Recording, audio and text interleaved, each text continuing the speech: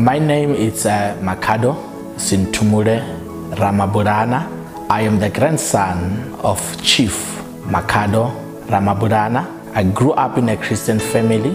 Both my father and my mother, they are pastors. I went to the Bible college. I studied theology because I had this passion of preaching the word of God. It was not about fame during that time. It has nothing to do about what we see today. It was fulfilling the calling within your heart. You felt fulfilled when you do what you were born to do. When I was doing my third year, and something in my heart just said, you need to start a church in Pretoria. In Pretoria, I was doing my third year. Remember that my theological training was done in Soshanguve under the Apostolic Faith Mission. That's where I did my 3 years of training. So on the third year, I felt this desire of planting a church in Pretoria. Yes, at a very young age. I was not married, and I had this faith that I'm gonna start a church in Pretoria in CBD. During that time, I had personal pressure where I thought that by preaching, I will fill the chairs. You know, sometimes you rely too much on your own gift. You think that because you are good in talking or you are good in preaching, that if you preach, every chair in your chair will be filled with people. It was not that, because there were empty chairs. And that's where the problem came. When I started to see other ministry, they've got their own overflow. Every Sunday it's overflow. People are coming in great numbers. But here we are doing what I thought was right, what the Bible college taught. They say you need to fast, you need to live a holy life, you need to make sure that you are focused. Those were all the recipe that I did. But when I look at the result, it was not what I expected. And guess what? I started to decide and say, you know what, let me invite these people, because in ministry, it is like a soccer league. There is those that are under, and there's those who are above, and those who are high. So I realized that I was the under. You know, I was on that entrance league where nobody knows you, no matter how powerful or how much you fast, how much you bring revelation. They just said, oh, who are you? Where do you come from? So I started trying to associate with those who've got a name in the ministry. I started to be their friends. I started to buy into friendship. You know, sometimes it's very costly because you need to buy into their friendship. You need to do certain things for these people so that you can be in their standard. And when I was there, I tried to invite them in the church, and they came. And you know, these people, when they come, they've got crowds. For the first time, I saw the church growing in attendance. Remember, when we talk about church growth, we don't talk about number, but we speak of spiritual maturity. That is the element of church growth. But during that time, I thought that the number, they represent the church growth. During that time, you know, I was struggling because I had this spirit of competition. You know, sometimes you allow the enemy to enter you. You want to be the man of the place. You want to be the man of the zone. You want everybody to talk about you. That is where pride came into it sneaked in, and I was not aware. I wanted to be bigger than what God has called me for.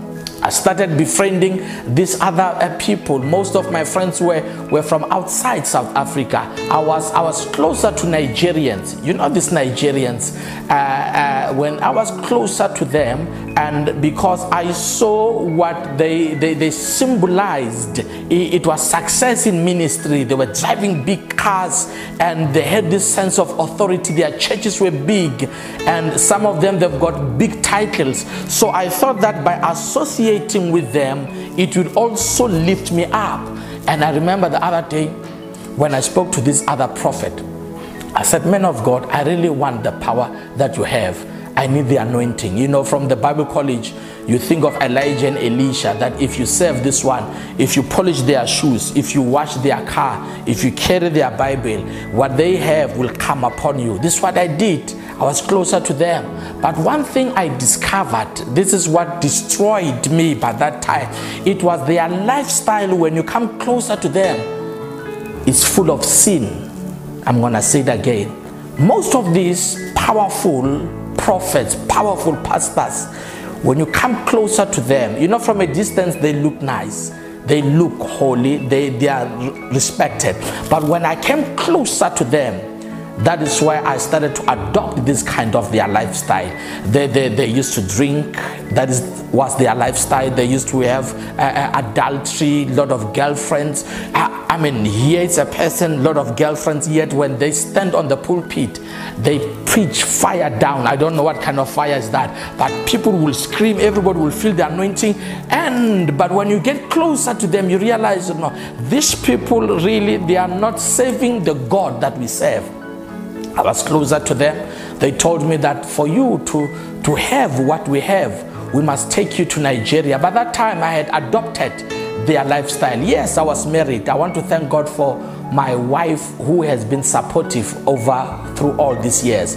If she was somebody else, I could have been standing here as a divorced person or as a single father. But because of she believed in the gift in me, and she believed that what I went through was a process in training, she stood the test of time. By that time, I had a lot of girlfriends. Yes, I was a pastor.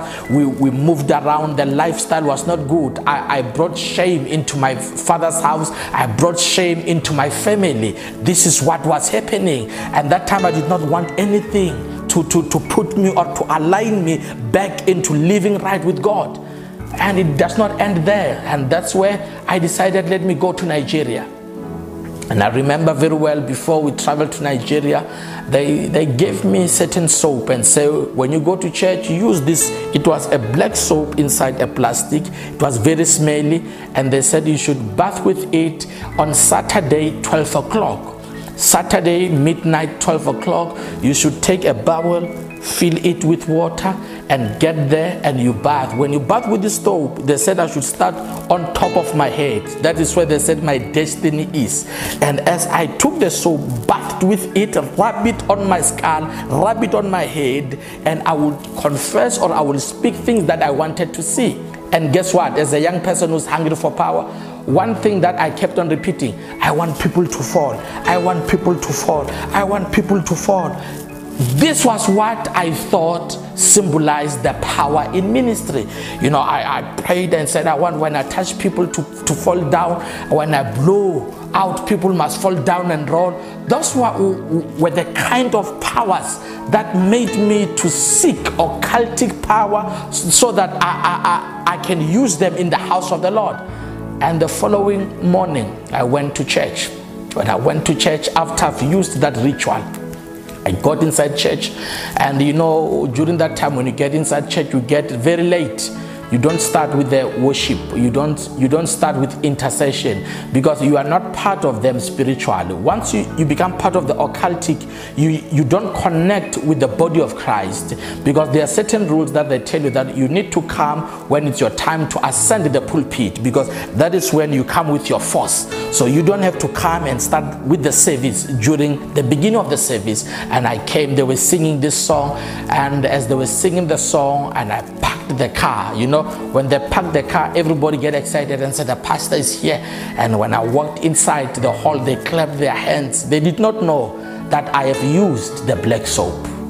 They looked at me as the man of God, but they did not know that as I passed there, I was followed by evil spirits. I stood on the pulpit and I took on the microphone and I started to pray.